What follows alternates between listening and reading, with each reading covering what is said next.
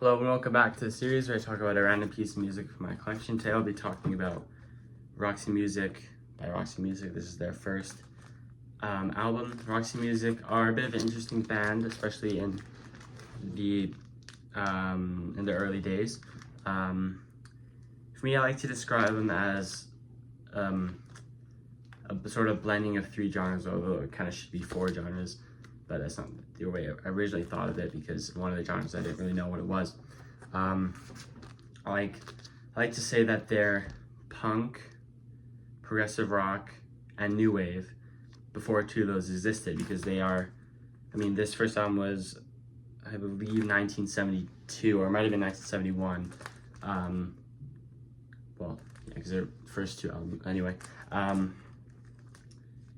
So, either way, they're a pretty revolutionary band, but the fourth genre would be glam rock, which I have mixed feelings about. But anyway, they have two prominent musicians that would have a very prominent solo career. One a bit more prominent than the other. Brian Eno and Brian Ferry. Brian Ferry played keyboards and sang, I believe, and Brian Eno played an early version of a synthesizer where you don't have a keyboard. In fact, you have a joystick and a bunch of knobs. It's really a fascinating thing.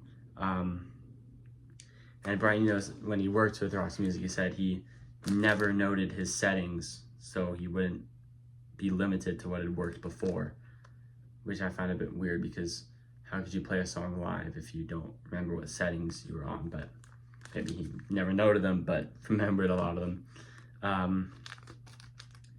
Yeah, this is a very thick vinyl, by the way. I don't understand why, but look at that. It's so thick, like it's hard to get in that sleeve. I'm gonna open it up because it doesn't say the songs on the back, so might as well show you that. Yeah, you can see why they're called glam rock, because their image, they all look, I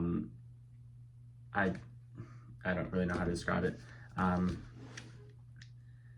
But yeah, so far I've only heard the first two Roxy Music albums. I want to listen to other ones, but I never really bothered because Brian Eno left after the first two.